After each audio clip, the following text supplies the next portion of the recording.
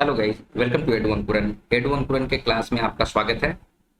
जैसा कि आप लोगों को लोकगीत नए सिलेबस के अकॉर्डिंग जो पढ़ना है, आज का वो लेक्चर आपको दिया जा रहा है ना। तो इसमें लोकगीत में आपको क्या क्या पढ़ना है, कैसे पढ़ना है, ठीक है, कौन कौन से गीत हैं, वो सभी आपको क्लास 1, क्लास 2, क्लास 3 करके कवर कराया जाएगा। ठीक है, चलिए आज के वीडियो को शुरू करते हैं। ये आपका सिलेबस है। सिलेबस में आपको कविता और गीत का जो सेक्शन है वो ऑलरेडी कंप्लीट किया जा चुका है। वीडियोस आपको प्रोवाइड कर दिया गया है। बहुत सारा वीडियो अगर नहीं मिला है तो वो मिल जाएगा, उसके लिए टेंशन नहीं लेना है। ठीक है, एक एक करके सारा वीडियो आपको मिल जाएगा पीडीएफ के साथ। अच्छा, लोकगीत जो है उसमें हम लोग पहले भी जो स्ट्रैटेजी तैयार किए थे उसके अकॉर्डिंग हम लोगों को लोकगीत में लोकगीत की परिभाषा पढ़नी है और नागपुरी भाषा के लोकगीतों का वर्गीकरण, जिसमें कि 10 विविध गीतों का अध्ययन हम लोगों को करना है। ठीक है, संस्कार गीत, पर्व त्योहार के गीत, श्रम गीत, बाल गीत, ऋतु गीत और सामान्य गीत। ठीक है, आपको मैं ये पुराना वाला जो सर्कुलेट किया गया था सिलेबस, उसमें ये भी मेंशन था कि डॉक्टर भुवनेश्वर अनुज और गिरधारी राम गोंजू गिरिराज का जो बुक है वो आपको फॉलो करना है। देखिए, चैनल और एडू अंकुरन टीम के द्वारा ये दोनों बुक का अध्ययन करके प्रीवियस ईयर के क्वेश्चंस को देख के अभी तक जितने भी नागपुरी के जो एग्जामिनेशंस हुए हैं उसमें जो भी प्रश्न लोकगीत से पूछे गए हैं उन सबों का अध्ययन किया गया है। उन सबों को हम लोगों ने खंगाला है, छाना है। उसके बाद अब आप लोगों को पीडीएफ तैयार करके या वीडियो बना के आपको प्रोवाइड कराया जा रहा है। ठीक है, तो सबसे पहले यहाँ पर देखिए लोकगीत की परिभाषा। तो आज का जो वीडियो है वो लोकगीत की परिभाषा से संबंधित है, क्योंकि लोकगीत को परिभाषित किया है जिन साहित्यकारों ने, उससे डायरेक्ट क्वेश्चन झारखंड दरोगा और शिक्षक पात्रता परीक्षा में पूछा गया है।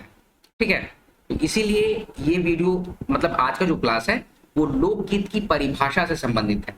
उसके बाद फिर लोकगीत का जो वर्गीकरण होगा उसमें भी साहित्यकारों ने अपना अपना विचार व्यक्त किया है, वो भी आपको प्रोवाइड कराया जाएगा। ठीक है, अब जैसे कि यहाँ पर देखिए संस्कार गीत लिखा हुआ है।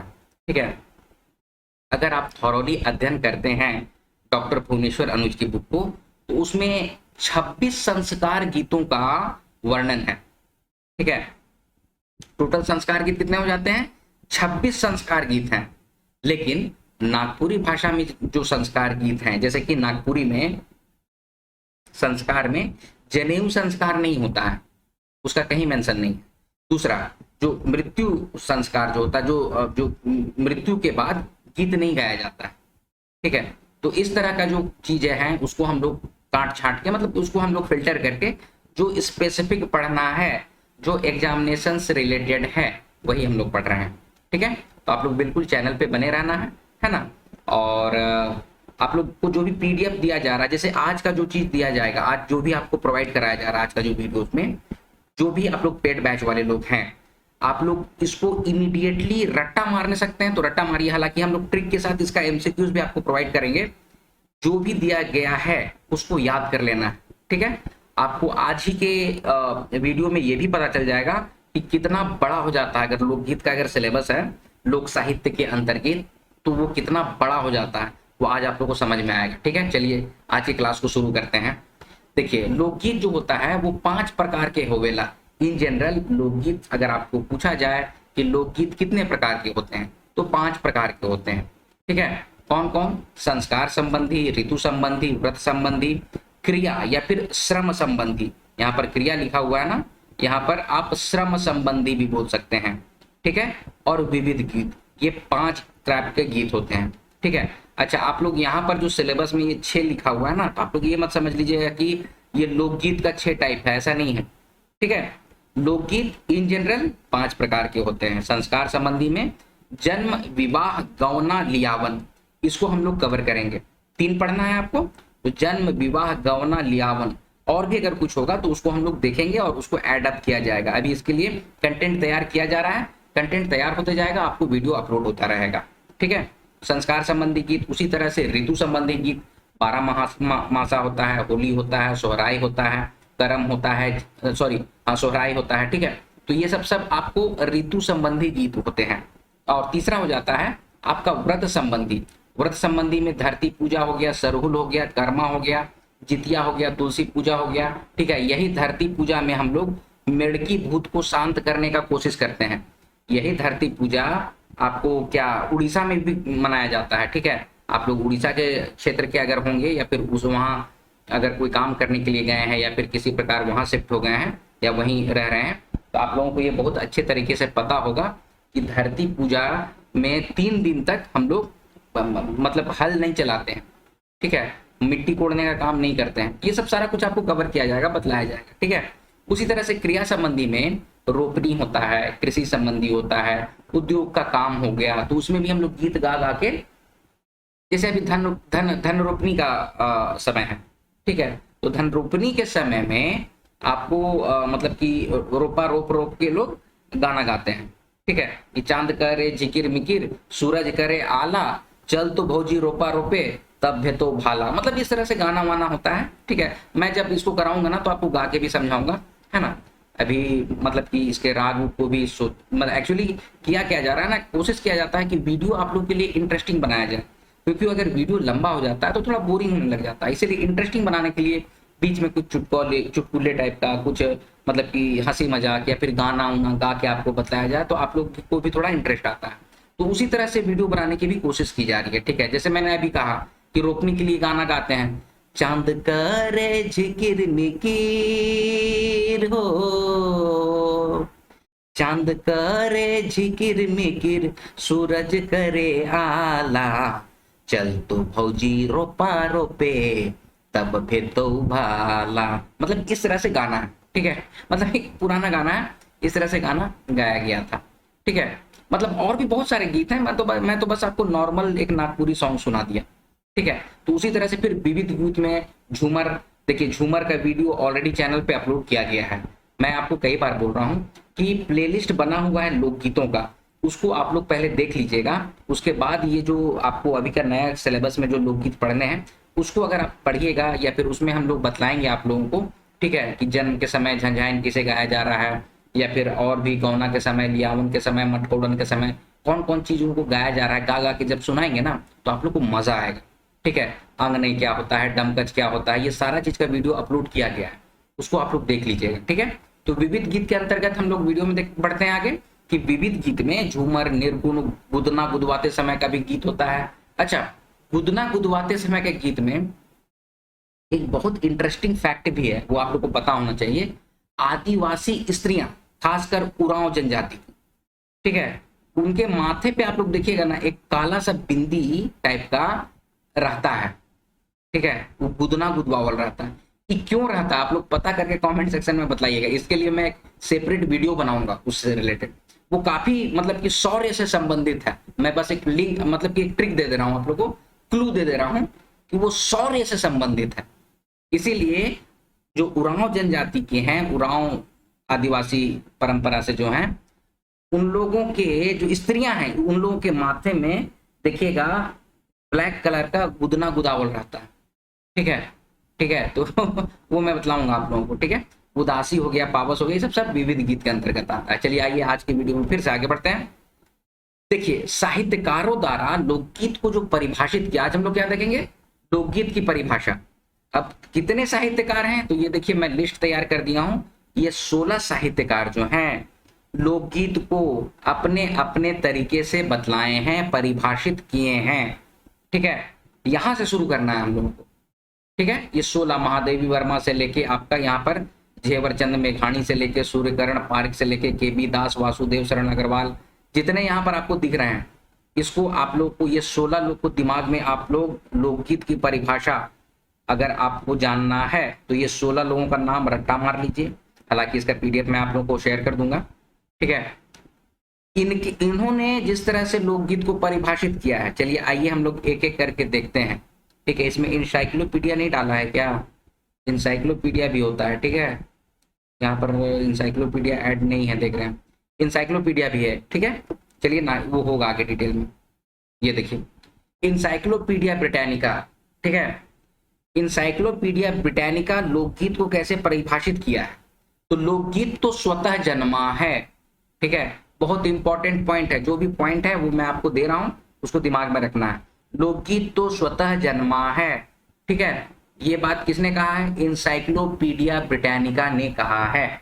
ठीक है, ये क्वेश्चन आपको झारखंड दरोगा में पूछा गया है। ठीक है, तो जो क्वेश्चन पूछा गया है, जैसे कि लोकगीत तो स्वतः जन्मा है, ये किसका कथन है? इस तरह से, तो इंसाइक्लोपीडिया का ब्रिटानिका का है। ठीक है, अच्छा आगे, आदिम मानव के उल्लास में संगीत को ही लोकगीत कहते हैं, ये भी इंसाइक्लोपीडिया ब्रिटानिका का है। 3 पॉइंट है।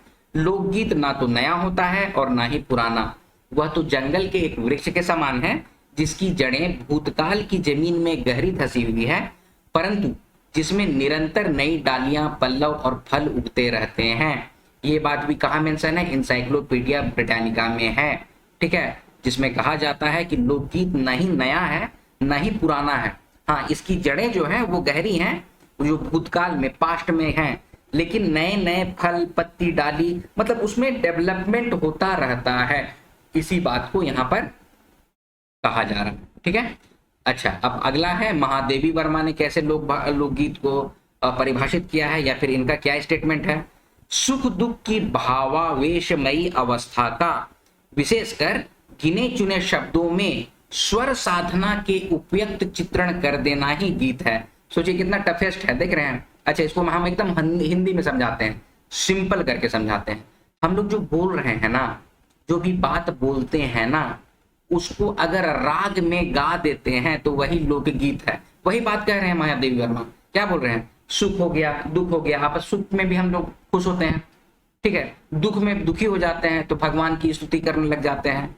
तो अपने भाव को, अपनी अवस्था को कुछ स्पेसिफिक वर्ड से, कुछ स्पेसिफिक शब्दों से चुन के उसमें स्वर यानी कि राग अगर हम लोग डाल देते हैं और उपयुक्त चित्रण अगर कर देते हैं तो उसी को लोकगीत कहते हैं।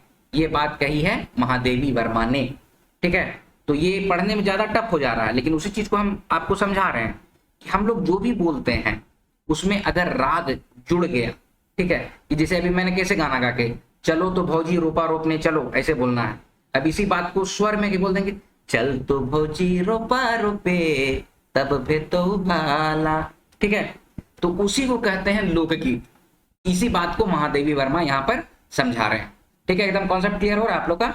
चलिए आगे बढ़ेंगे। डॉक्टर श्याम परमार, अब डॉक्टर श्याम परमार क्या बोले हैं? ये 3 पॉइंट है जो इंपॉर्टेंट है आप लोगों के लिए। क्या है? पहला, इन गीतों के प्रारंभ के प्रति एक संभावना हमारे पास है पर उसके अंत की कोई कल्पना नहीं है। मतलब ये हो सकता है कि कहीं ना कहीं से शुरू हुआ है, ये हम लोग सोच सकते हैं, लेकिन इसका अंत कहां पर होगा ये किसी को नहीं कहा जा सकता है। तो वही लोकगीत है, श्याम परमार परिभाषित किए। दूसरा पॉइंट क्या बोले? यह वह बड़ी धारा है जिसमें अनेक छोटी मोटी धाराओं ने मिलकर उसे सागर की तरह गंभीर बना दिया है। ठीक है, तो इस तरह से परिभाषित किए हैं श्याम परमार। आगे है, स्त्री पुरुष ने थक कर इसके माधुर्य में अपनी थकान मिटाई है, इसके ध्वनि में बालक सोए हैं, जवानों में प्रेम मस्ती आई है, बूढ़ों ने मन बहलाए हैं, बैरागियों ने उपदेशों का पान कराया है, बिरही युवकों ने मन में कसक मिटाई है, विधवाओं ने अपने एकांकी जीवन में रस पाया है, पथिकों ने थकावट दूर की है, किसानों ने अपने बड़े बड़े खेत जोते हैं, मजदूरों ने विशाल भवनों पर पत्थर चढ़ाए हैं और मौजियों ने चुटकुले छोड़े हैं। तो आप देखिए क्या क्या है पॉइंट, स्त्री पुरुष ने, ठीक है, उसके बाद फिर क्या है, बालक ने, ठीक है, मैं याद करने का बस ट्रिक आपको दे रहा हूं, फिर बूढ़ों ने, बैरागियों ने, ठीक है, आप देखते जाइए, बिरहियों ने, बिरही मतलब कि जो एक दूसरे से दूर है, प्रेमी युगल, ठीक है, जो साथ में ना हो उसी को बिरही कहते हैं। ठीक है, विधवाओं ने, ठीक है, आप लोग देखते जा रहे हैं, पथिकों ने, पथिकों मतलब कि ट्रैवलर्स, ठीक है, अभी सोलो ट्रैवलिंग का ट्रेंड चला है ना, तो उसी को पथिक बोलते हैं। चलिए, किसानों ने, ठीक है, उसी तरह से मजदूरों ने, ठीक है, और फिर मौजियों ने। तो इतने इतने लोगों ने अपने अपने अनुसार जो भी चीज को गा दिया है, ठीक है, उसी को लोकगीत कहा गया है। स्त्री पुरुष, बालक, बूढ़े, वैरागी, बिरही, पथिक, किसान, मजदूर, मौजी, ये सारे लोग जो हैं अपने अपने हिसाब से अपनी भावनाओं को व्यक्त किए हैं, वही लोकगीत है। ये डॉक्टर श्याम परमार कह रहे हैं। ठीक है, आपसे क्वेश्चन पूछा जा सकता है कि इन गीतों के प्रारंभ के प्रति एक संभावना हमारे पास है, पर उनके अंत की कोई कल्पना नहीं है। ये दिया हुआ कथन किससे संबंधित है? तो लोकगीत से संबंधित है। किसने कहा है? तो डॉक्टर श्याम परमार ने कहा है। देख रहे हैं क्वेश्चन कैसे बनेगा? चलिए आगे बढ़ेंगे। अब देवेंद्र सत्यार्थी, उसी तरह देवेंद्र सत्यार्थी ने क्या बोला है? कहां से आते हैं इतने गीत? और आंसर भी वही दे रहे हैं, स्मरण विस्मरण की आंख मिचौनी से, कुछ अट्टहास से और कुछ उदास हृदय से। ठीक है, कुछ याद किए, जो कहते हैं ना भूली बिसरी यादें, तो उसी को बोला जा रहा है स्मरण विस्मरण की आंख मिचौनी से, कुछ अट्टहास से खुशी से और कुछ उदास से, हृदय से जो निकलता है ना, तो वही लोकगीत है। फिर पूछते हैं कहां से आते हैं इतने गीत? तो फिर वही जवाब दे रहे हैं कि जीवन के खेत में उगते हैं ये सब गीत, कल्प भी अपना काम करती है, रसवृत्ति और भावना भी, नृत्य का हिलोर भी, पर ये सब खाद हैं। ठीक है, आगे क्या बोलते हैं? जीवन के सुख जीवन के दुख ये है लोकगीत के बीज। तो जीवन में जो सुख होता है दुख होता है वही लोकगीत का बीज है। ठीक है, और लोकगीतों का मूल जो है वो जातीय संगीत में है। तो ये इंपॉर्टेंट पॉइंट हो सकता है, स्टेटमेंट दे देगा कि लोकगीतों को इस तरह से परिभाषित किसने किया है कि लोकगीतों का मूल जातीय संगीत में है। किसने कहा है? तो देवेंद्र सत्यार्थी ने कहा है। ठीक है, आपको ये भी बोला जा सकता है कि हेठे देवल में से कौन सा कथन लोकगीत के परिभाषित करेला? देवेंद्र सत्यार्थी कर कौन सा कथन हेठे देवल में से लोकगीत के परिभाषित करेला? इस तरह से क्वेश्चन दे देगा और ये ऑप्शन दे देगा लोकगीतों का मूल जातीय संगीत में है। तो आपको ऑप्शन क्या हो जाएगा? लोकगीतों का मूल जो जातीय संगीत में है। तो इसको आप लोग को बहुत अच्छा से पढ़ना है, इसको ना रोज आप लोग पढ़ा कीजिएगा। ठीक है, इसका मैं पीडीएफ आपको शेयर करूंगा। चलिए आगे बढ़ते हैं। वासुदेव अग्रवाल फिर क्या बोलते हैं? आदिम मनुष्य हृदय के गानों का नाम लोकगीत है। फिर बोलते हैं लोकगीत किसी संस्कृति के मुंह बोलते चित्र हैं। ये काफी फेमस हुआ था पिछले वाले सिलेबस में। ठीक है, ये किसने कहा था? तो वासुदेव अग्रवाल ने कहा था। अब देखिए केबी दास क्या बोलते हैं? लोकगीत उन लोगों के जीवन का स्वेद पूर्ण प्रवाह है जो आदिम अवस्था में जीवन बिताते हैं। ये बोला जा रहा है। स्वेद का मतलब होता है पसीना। ठीक है, पसीना को ही स्वेद कहेंगे। चलिए आगे बढ़ते हैं। श्री सुधांशु जी अब क्या बोल रहे हैं कि ग्राम गीत संभवतः, अच्छा यहां पर देखिएगा, ग्राम गीत और लोकगीत दोनों को एक ही माना गया है। ठीक है, लोकगीत को ग्राम गीत को एक ही माना गया है, इस बात को आप लोग ध्यान में रखिएगा। तो ग्राम गीत संभवतः वह जातीय आशु कवित्व है जो कर्म या क्रीड़ा के ताल पर रखा गया है, और गीत का उपयोग जीवन के महत्वपूर्ण समाधान के अतिरिक्त मनोरंजन भी है। ठीक है, जैसे कि हम लोग कोई भी आशु लिपि, जैसे हम लोग देवनागरी लिपि है ना, उसमें क ख ग घ अंगा है, वो सबको जोड़ते हैं तो शब्द बनता है, शब्दों को जोड़ते हैं तो एक सेंटेंस बनता है। उसी तरह से ये भी कह रहे हैं ग्राम गीत जो होता है वो हर जातियों का, सारे अलग अलग जाति में लोग बटे हुए हैं ना, तो वो सभी जाति लोग आपस में मिल जाते हैं और गीत गाते हैं। उसी बात को यहाँ पर कह रहे हैं। आगे है चंद्रशेखर भट्ट। चंद्रशेखर भट्ट क्या बोल रहे हैं कि लोकगीत मानव कृतित्व की वह सामान्य धरोहर है जो विश्व मानव की भूमि पर प्राप्त हुई है। ठीक है, फिर कोमल कठारी क्या बोल रहे हैं कि लोकगीतों में संगीत एवं काव्य का सम्मिश्रण होता है। देखिए मैंने स्टेटमेंट उठा के आपके पास पॉइंट रख दिया है, इस सबसे क्वेश्चंस बनेंगे। इसका एमसीक्यू भी मैं आपको प्रोवाइड करा दूंगा बहुत जल्द, लेकिन आप लोग देख लीजिए कि इस तरह से पढ़ना है। ठीक है, फिर आगे है डॉक्टर तेज नारायण लाल का क्या कह रहे हैं? लोकगीत हमारे जीवन विकास का इतिहास है। उसी तरह से बद्री प्रसाद पंचोली क्या कह रहे हैं? लोकगीत स्वतः स्फुरण की देन है। फिर मोहन कृष्णधर क्या बोल रहे हैं? लोकगीत रस से सने हुए होते हैं। क्वेश्चन पूछेगा कि लोकगीत रस से सने हुए होते हैं, ये किसने परिभाषित किया है? तो मोहन कृष्णधर ने। चलिए आगे बढ़ते हैं। शांति अवस्थी क्या बोल रहे हैं? लोकगीत मानव हृदय की प्रवृत्त भावनाओं की तन्मयता की तीव्रतम अवस्था की गति है जो स्वर या ताल को प्रधान तान देकर लय या धुन प्रदान करती है। तो ये शांति अवस्थी बोल रहे हैं। ठीक है, तो ताल और मतलब कि तान का जो बात है वो शांति अवस्थी बोल रहे हैं। अब आगे है डॉक्टर कृष्णदेव उपाध्याय। ठीक है, कृष्णदेव उपाध्याय ही जो है नागपुरी का पहले शोधकर्ता के नाम पे इनको जाना जाता है। ये क्या बोलते हैं कि ग्राम गीत और लोकगीत भिन्न भिन्न होते हैं, इसी को कहते हैं जानकार आदमी। ठीक है, क्या बोल रहे हैं? ग्राम गीत और लोकगीत भिन्न भिन्न है। बैलेड जो है वो लोकगीत है और फोक सॉन्ग जो होता है वो ग्राम गीत है। ये बात ये बोल रहे हैं। अच्छा, बैलेड और फोक सॉन्ग के बारे में मैंने अपने पिछले कुछ वीडियोस में लोक साहित्य में मैंने बतलाया है। तो जो लोग आप लोग स्टूडेंट्स हैं पुराने, वो लोग कमेंट सेक्शन में कमेंट करके बताइए कि ये क्या है भाई। फोक सॉन्ग तो खैर सबको जानते हैं, लेकिन बैलेड क्या है बताइए आप लोग। आगे बढ़ देंगे। ग्राम गीत से मेरा आशय उन गीतों से है जो गेय है। ग्राम गीत क्या है? वो गेय है, गाया जा सकता है, ठीक है। और लोकगीत वो हैं जो प्रबंधात्मक हैं और इसमें कथा की प्रधानता होती है। देखिए, इसी को कहते हैं शोधकर्ता, ठीक है। शोधकर्ता जो है वो बतला सकता है कि देखिए लोकगीत जो होता है ना, हम लोग एक नियम कानून से गाते हैं, और ग्राम गीत वो है ना जो कि कुछ भी गाती है, ठीक है। और लोकगीत वो हैं जो प्रबंधात्मक हैं और इसमें कथा की प्रधानता होती है। जैसे कि अभी अर्जुन कहत विचारी करके जो है उसको मैंने अभी लोकगीत अपलोड किया है, मतलब गीत अपलोड किया है, तो उसमें वीर रस की प्रधानता है, ठीक है। तो लोकगीत भी है और वीर रस की प्रधानता है, उसमें कथा भी है कि अर्जुन जो है वो क्रोधित होकर बोलते हैं कि 5 ही गांव तो मांगने बोलिए ना, अपने दूत कृष्ण भगवान को भेजते हैं, ठीक है। वो तो मैंने आप लोग को वीडियो में क्लियर कराया है। लेकिन यहाँ पर क्या समझना है कि लोकगीत वे हैं जो प्रबंधात्मक हैं और इसमें कथा की प्रधानता होती है। गीत भी गाते हैं और कथा भी बोलते हैं, ठीक है। आगे है श्री सूर्यकरण पारक। ग्रामीण शब्द का विरोध कर लोकगीत को उपयुक्त स्वीकार किया गया, ये सूर्यकरण पारिक ने कहा है।